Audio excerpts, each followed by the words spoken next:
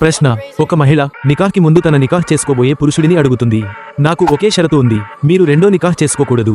నికాహ్ చేసుకోబోయే పురుషుడు: బాగుంది, నేను అంగీకరిస్తున్నాను. ఈ షరతు మాటల్లో మాత్రమే కాదు, నికాహ్నామాలో వ్రాసి ఇద్దరూ అంగీకరించి సంతకం కూడా చేశారు. కొంతకాలం గడిచిన తర్వాత ఆ భర్త ఇంకొకరిని ఇష్టపడ్డాడు మరియు ఆమెతో నికాహ్ చేసుకున్నాడు. ఇలాంటి పరిస్థితిలో ఇస్లాం ఏమి చెబుతుంది? ఇప్పుడు మొదటి భార్యకి ఉన్న ఆప్షన్లు ఇస్లామిక్గా: 1. ఆమె పెళ్లిలోనే కొనసాగవచ్చు, అంటే భర్త రెండో నికాహ్ చేసుకున్నా కూడా ఆమె మొదటి భార్యగానే కొనసాగవచ్చు.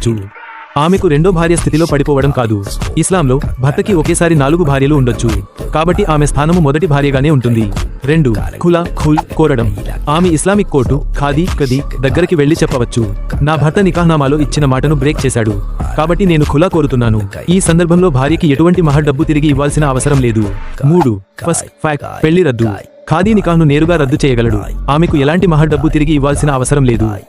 ఫస్క్ అంటే మొదటి నికాహ్ రద్దు, అంటే భార్య తన పెళ్లి నుంచి బయటకి నడుచుకుపోవచ్చు. ఈ వీడియో ఆ షేక్ ఇచ్చిన సమాధానం పైన ఆధారం. అసలు వీడియో లింక్ డిస్క్రిప్షన్ లో పెట్టాం, చూడండి.